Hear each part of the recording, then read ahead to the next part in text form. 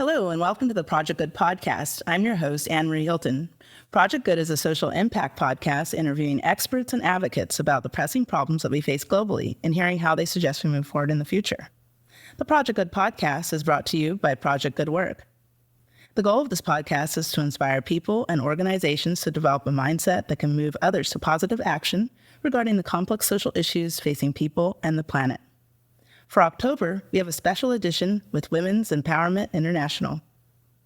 In these times of growing economic uncertainty, everyone has been touched to some degree by change from rising food prices, unaffordable housing, and the changes in how we work. In places affected by extreme poverty, these issues have become even more pronounced.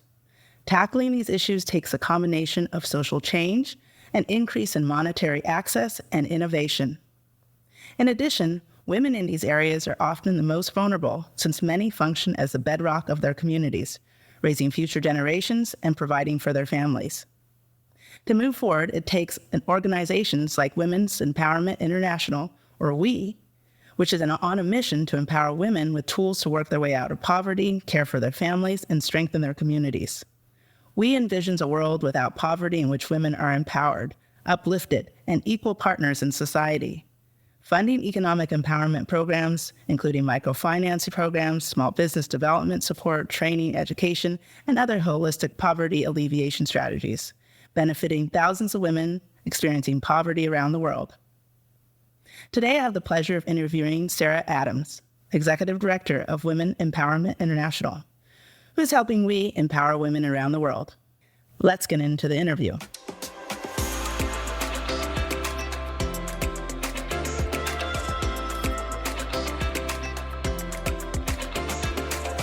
First, let me introduce our guest, Sarah Adams, the Executive Director at Women Empowerment International, who has over 20 years' experience in the nonprofit sector with a proven track record of building strategies, partnerships, organization capacity building, fundraising, volunteer engagement, and program development. She has served in staff leadership positions on boards and is a consultant and trainer for organizations of all sizes, from small grassroots nonprofits to large national organizations.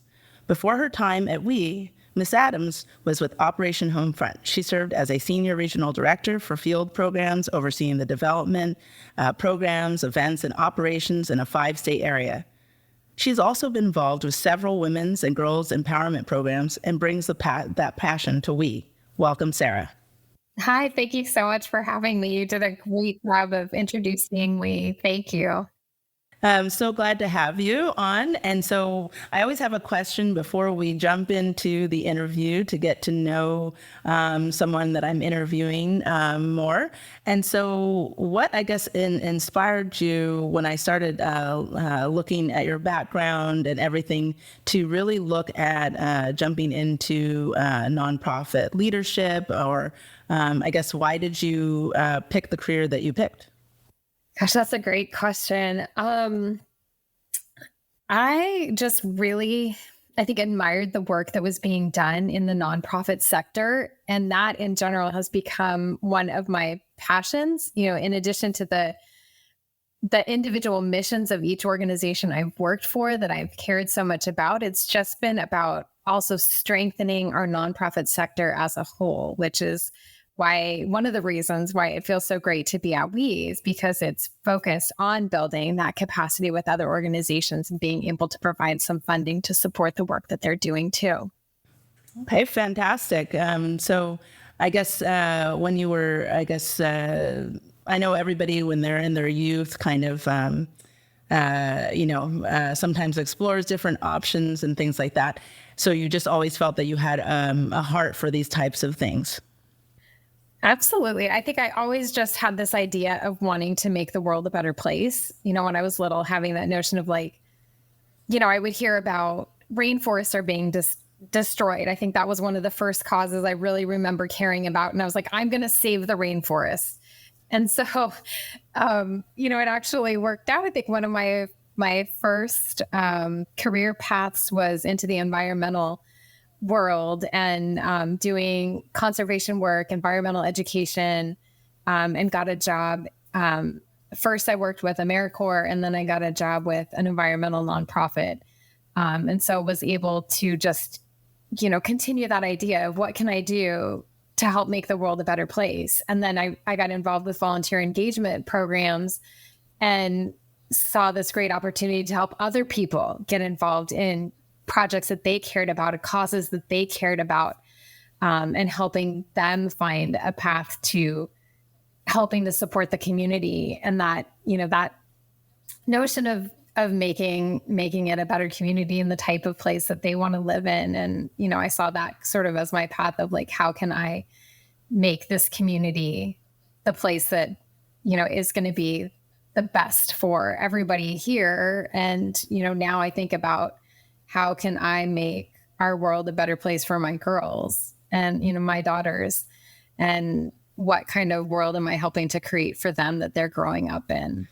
Yes, and that's a perfect lead-in, actually, to talk about Women Empowered International, because a lot of times people don't know, or they are always surprised to find out that in the global population of male to females, that it is almost a 50-50 split. And so that's, that's serious and big news to know, because 50% of the population are not, getting the opportunities or having access or getting to utilize their full potential. It affects, all of us. And so, well, let's learn, I guess, about what and who Women Empowerment International is. So I'll let you introduce them.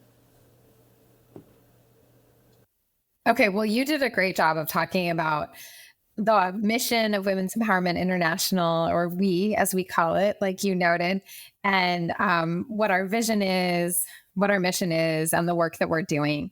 So we are kind of like, I like to describe it as either a large giving circle or a small foundation. We are primarily a fundraising and grant making organization. So we are raising money to give grants to other nonprofits, our partners, our grant partners here in San Diego and then around the world. Now, there are, one of the things we had an interview with Philanthropy together, and they had introduced us to the idea of giving circles and groups of not only just always women, of course, but different giving circles around the world that come together to support different causes and missions, making a difference in a different way than the large global foundations that may not always give funding to maybe sometimes a neighborhood cause, or focus on things like Women Empowerment International does on focusing on women. And so you mentioned that you take kind of a holistic look, and you are not just, of course, an organization that is just, just giving out funding, but you work with actually other organizations.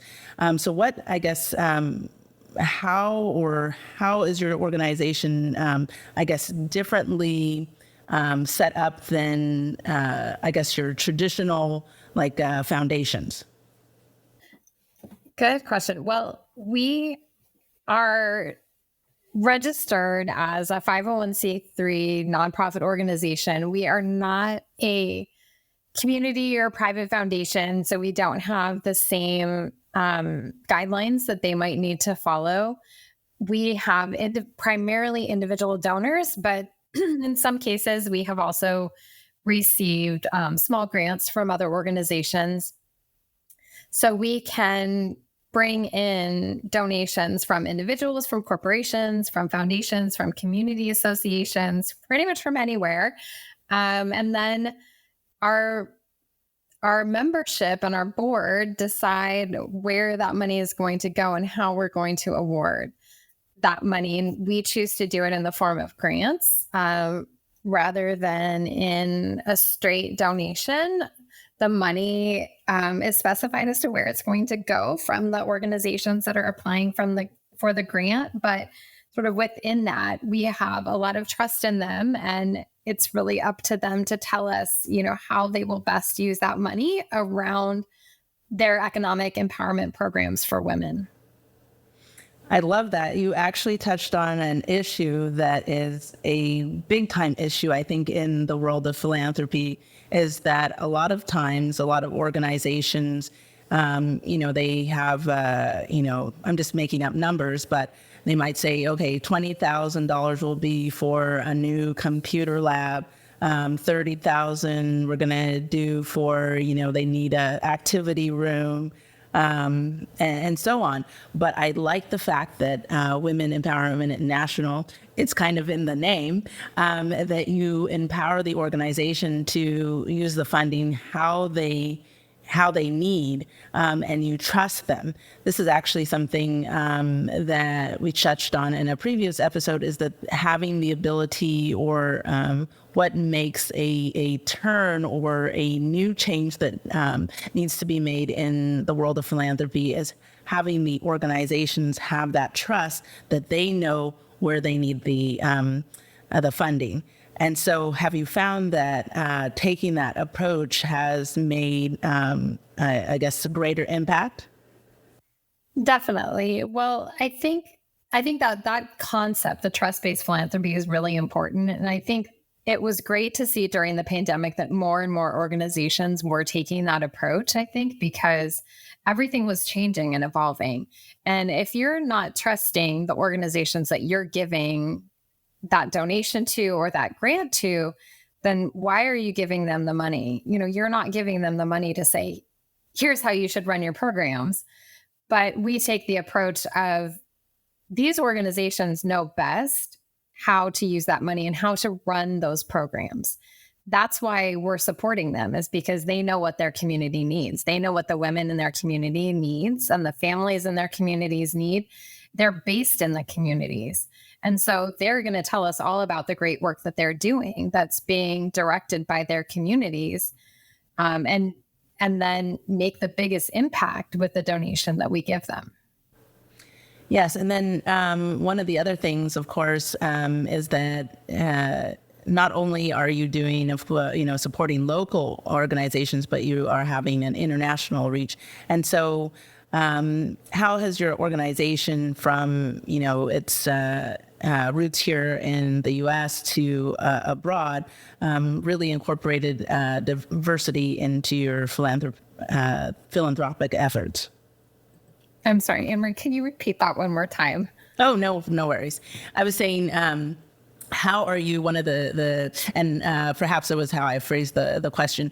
I was getting into the diversity element that you have included in philanthropy, and one of the reasons that I'm bringing that up is a lot of times people don't realize that a lot of the funding isn't necessarily widely distributed. And so that is a reason sometimes that we continuously see the same global problems and issues continue to either get bigger or not get better.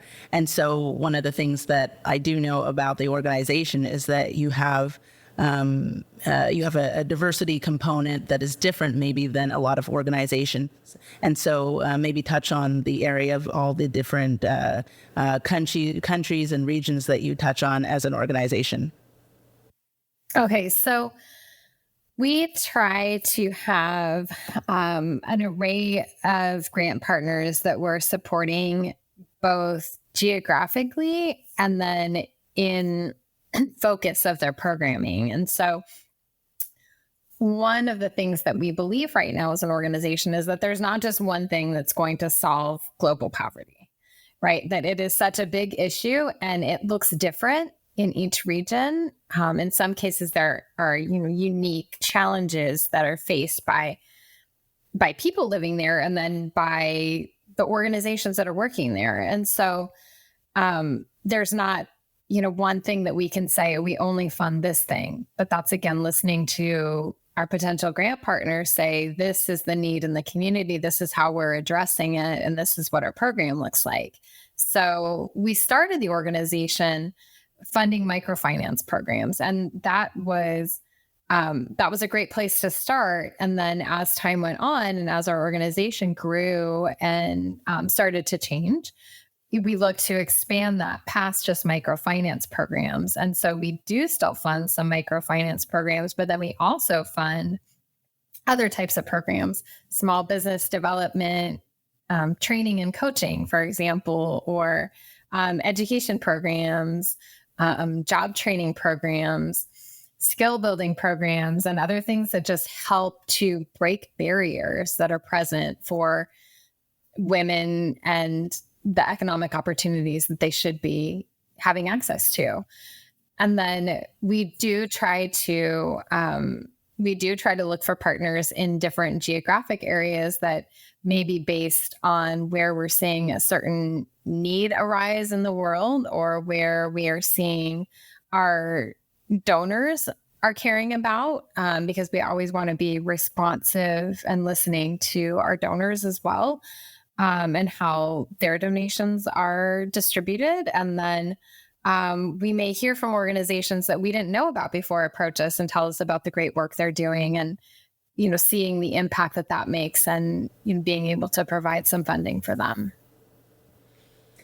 So you bring up a excellent point that you have, how you find that balance between the donors, where the funding needs to go, and of course, letting the organizations that get the funding, distribute it as they need. So when you are, I guess, when you do get approached by sometimes new donors or prospective donors, or people who want to, fund different things, what are some of the things that you, and I'm doing this more to, for a global understanding for funders, like some things that they should look for, or the questions that are, that funders should be asking, I guess, organizations, so that they know that they are making an impact. So when you are approached by new people who call you up or send an email and say, hey, I want to fund this because blah, blah, blah. I guess, what should a funder look for when they are, I'm kind of turning the tables. What should they look for when they are scoping out organizations that they want to help, and how, I guess, how do you approach that when new people come to you, say, oh, I want to fund? Do you just, say, okay, great? Or how do you, how do you guide them to what's the right program for them to be part of?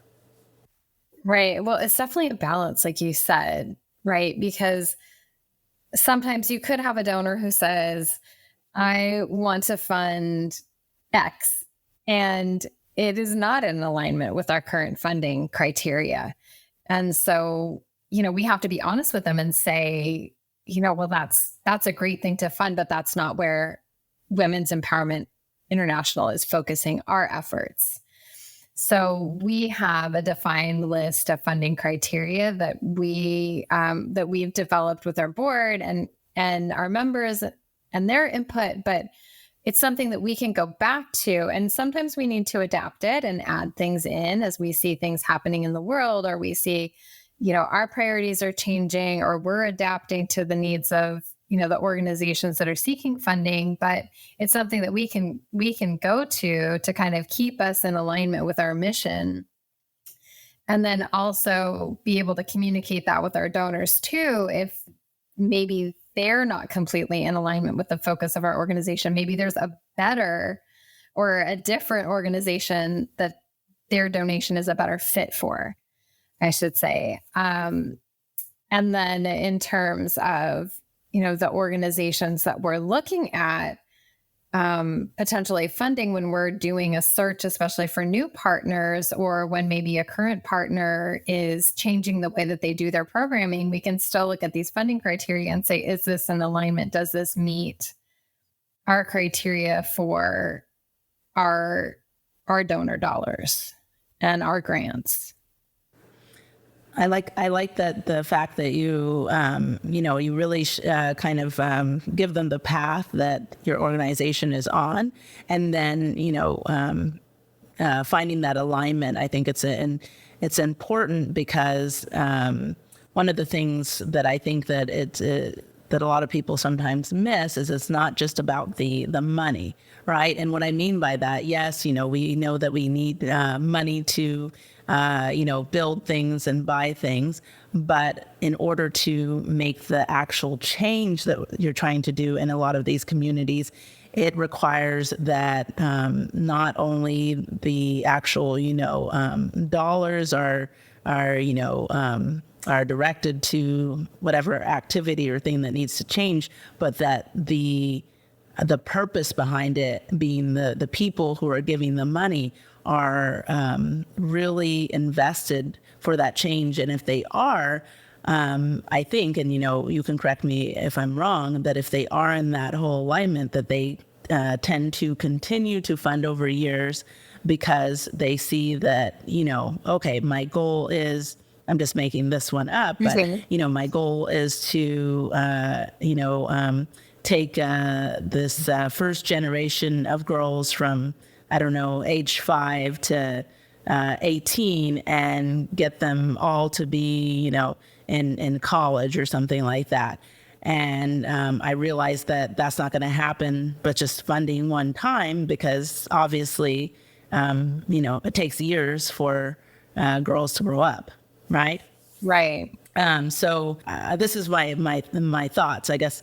Talk about, funders, alignment, and making sure that all goes together in order to really make an impact. Yeah. Well, I guess for us, we approach our relationship with our grantees as a partnership. And that's something that I think is really special about we, is that is the outlook. And it isn't just, we're going to approve this grant, but we are going to enter into a partnership. And I think that's a big part of our criteria. And maybe it's different from other funders, right? That we are not just looking at where do the grantees, the partners, programs line up with what we're looking to fund, but also, are they going to be able to tell us about the impact of the organization? And we don't want to burden them with too many reporting criteria or, too many check-ins or, anything like that. But, can they be able to send us stories about the women participating in their programs? Can they send us a progress report mid-year? Will they share with us when they have events? So we can be a part of that. So we can, tell our members about that. Can we share information about their organization with our members? And so that communication is a key criteria for us too. And it isn't maybe a fit for every organization that might get funding or might be seeking funding, right? They might say, we don't have the capacity to provide any kind of stories back to you or any kind of reporting. And then, okay, maybe that's not the partnership we're looking for. But, here we want to be open to about, well, here's what support we can offer your organization, because we want it to be a win-win kind of partnership. So what are some other things that we can do? Can we help you with evaluation and data collection with our team of volunteers? And what could that look like? Is that some support that they might appreciate or need or find helpful? And, what are those other things that aren't just strictly, the program needs to do X, Y, and Z, but can make us feel comfortable about that partnership and for them to feel comfortable about entering into a partnership with us as a funder. One of the other things is our members and donors having some sort of access to the organizations too and their leadership. And so that isn't that all of our members are individually calling them, but, can they have a representative do a partner presentation via Zoom for our members and getting some kind of updates in that way? What are some things like that we can do that makes it be a good partnership? And you're touching on something I think that is often missed, and it could be, it depends each time, of course, on the size of the organization, and I guess to some aspects, but I'm going to lean that it's probably less, about, what the thing that they're funding, but you bring in the part of that philanthropy and being a funder and being, really, I guess, a change agent takes action. And that, I think, is something that is maybe different than what was done in, decades or generations past. It was just like, okay, here, I give you the money, you take care of it. But we see that it now requires, or I believe it always did, we just didn't maybe, dive into it because we just thought, somebody else will take care of it. But now that we see that we are, I guess, are we close to almost 8 billion, or did we pass it? Or I don't know. I forgot what the last, how many people are now on this crazy planet. But with so many people that are here, that you can't just I guess, quote unquote, pass the buck anymore, because there's too many things going on. And so you now have to step in if you really want to, have the money that you are giving to organizations to make a difference. And then also wanting to see these impacts, that you can't just be somebody that's just, sitting back, that you, just like you said, you have to look at, is this really, are you aligned to it? And if you are, you have to realize that, you just don't fund once. It's a long-term thing, because these problems aren't going to just, evaporate through one-time giving. And so I just wanted to bring that up, because that is, on this theme that we're talking about, that modern philanthropy is more than just, throwing some money at it these days. It takes thinking, planning, and I guess a little bit, I'm going to go as far as to say maybe self-awareness of, of what you're lining yourself with. And I guess to get out of going to the deep end, I want to talk about a little bit more about how people can get involved with Women Empowerment International. I guess, what are the different ways? Obviously, they can donate and provide funding, but what other opportunities do people have? Right. Well, to get involved, definitely, like you said, donate, right, is a big one. And we have to say that, because we're a fundraising grant making organization. We can't do that without donations, but attend an event. That's another thing you can do, right? Some of our events are fundraisers and some of them are educational opportunities. And I think, like you said about being sort of a modern philanthropist or a modern change maker, you have to be on a quest, I think, to learn and to understand what's happening in the world. And we want to learn and understand what's happening with the organizations that we're supporting, and what are the real challenges that people are facing in their communities, and the women specifically are facing in their communities, and what else are they providing, or what other challenges are they facing aside from just the economic piece, right? And the economic empowerment piece. And so we as an organization, I think, are trying to do more and offer more of those opportunities for our members and just for the community in general, because that's a linkage that I think that we can provide, and a role that we can play, and that we sort of have we have a responsibility to play that for the community. And so that's something where we need to continue to grow as an organization, and we'll try to focus more on that. But those events are open to anybody to get involved and learn more. We have volunteer opportunities. We always need help with admin type of stuff. We have committees that focus on marketing and fundraising and event planning, a little bit of something for everybody that people can join. We also have volunteers who act as our partner liaisons. And so that's a really special kind of role for a volunteer, who gets to be the main point of contact between our organization and one of our grant partners. They get to really get to know that organization and the staff there.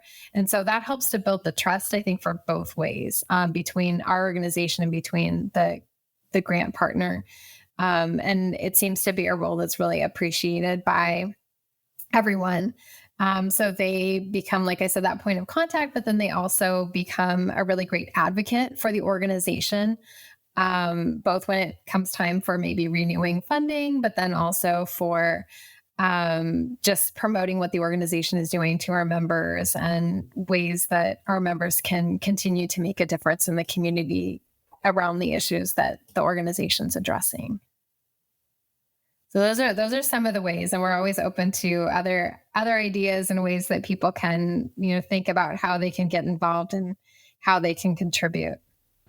Yes, and I know, there's lots of opportunities, and I know each year you guys have a big fundraiser called Empowered We Rise, Yes. that you host as well. So yes. So definitely that is also an event to always keep in mind as well for people who like to get out and do mixers and.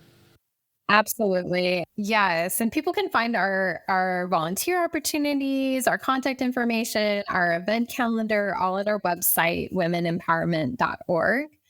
Our events, we are always looking for sponsors too, whether that's an individual or a business, or businesses that are maybe able to offer in-kind donations for our events, to help everything run smoothly and have more fundraising opportunities. So there's lots of different ways to get involved.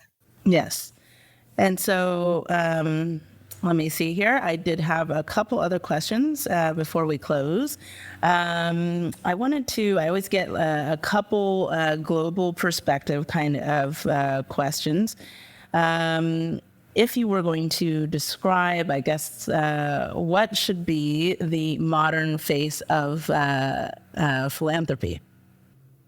I know it's like I always call these my beauty pageant questions. Gosh, I should have been prepared for that one. I don't know, and I saw that question on the list, but I find it really hard to answer because I don't know that there should be a face for modern philanthropy, and maybe that's something that is continuing to change and evolve, and something that needs to continue to change and evolve, because I think maybe even, I don't know, a year ago, if you said the word philanthropist, I think everybody would have a certain image of what that looks like in their mind. And we shouldn't have that, right? Philanthropy should be available to anyone in the community. It should feel accessible. It should be an inclusive community. It shouldn't have just one face. It should be everybody involved, working together, being a part of it, from both the funder side, from the fundee side, from organizations on all sides of the sector, but then everybody within the community should be a part of that too, and have access to that and feel like that's an inclusive environment to be in. I think that's a beautiful answer. Having the face of philanthropy can be anyone. I think that's a perfect answer, especially where we are, positioned right now on the planet, and with so many things that unfold, I guess, literally each week. So yes, I think that's a perfect answer. Now, to wrap things up, when looking at the word, and I'm just going to go a little bit of a deep dive, but I think it will complete kind of everything that you are working towards as an organization. Is what would you say, if we are looking at the word women empowerment? What does that really mean? What is women empowerment? What does it mean to you? Oh gosh, that's a big question. I think it means so many different things that it is hard to say concisely, what does that really mean? I think when I first hear the phrase, if I were to just hear the phrase women's empowerment, I would think first of that place of confidence, and really being able to step into that and owning that and feeling like anything is attainable, right? That I have access to the opportunities just the same as anyone of any gender, right? That's kind of irrelevant, right? That there is some equity in that there is just this access to opportunities and that confidence to take that and run with it.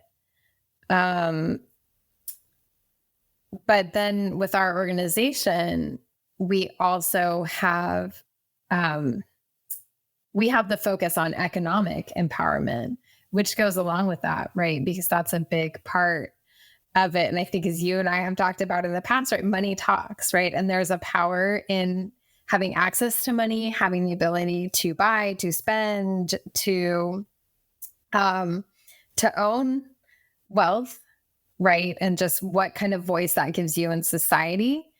But then not just in society or in our communities, but then also in our homes. And what kind of voice does that give you in your home in terms of decision making and just the ability to build the life that you want to build, whatever that looks like for you. And there's that empowerment piece without focus on the financial side of it. And so I think there's just so many things. And I love that also other people can come to our organization and feel a different part of that too, and have a slightly different meaning. But I think one thing that I really appreciate about our organization and our members is that we're not going around saying, oh, we are going to empower people, but there's a belief that people already should be empowered. And just there's often, I think too many times, there's some sort of barrier to being able to really just run with that empowerment or stepping into that empowerment. And so we're not saying, oh, we're going to empower you, but we're going to knock down some barriers for you. We're going to make sure you have access to opportunities. And that's really what we want to create, because then, people know what they want to do with that, and they know the path they want their life to take. And it's just making sure then again, that they've got that access, they've got the opportunity, they've got the resources they need to do that and create that for themselves, for their families, for their communities. I think that is, all encompassing. I think of, the role, I guess, it covers the role of women in society. And then also, as I said at the beginning, it is 50% of the population. So it's not just, it affects us all very strongly. So I love your answer. Right.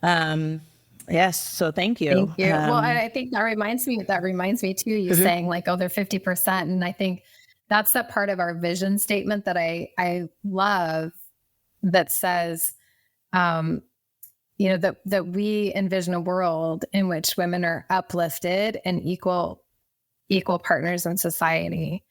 That's what we're after. And just that everybody has a voice. Yes. Yeah. Because if you have one broken leg when there's only two, it really makes it hard to walk. Yes. Right.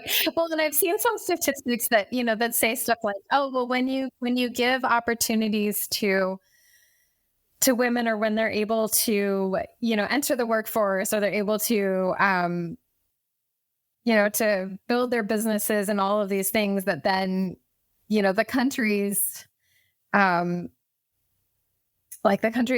will be doubled. And it's like, well, yes, because they're half of society. But then I think you sort of, some people forget just what an impact that has, right? And just how much all of these barriers and restraints are preventing a collective good from being achieved. Yes. And I couldn't have said it any better. Thank you, Sarah, for your time and insight. If you'd like to learn more about Sarah Adams and Women Empowerment International, go to womenempowerment.org. If you have a passion for an unserved community, a social justice problem, or simply want to change minds, contact Project Good Work at projectgood.work to start your project of change today. To our listeners, thanks for tuning in to Project Good, where we're focused on what matters.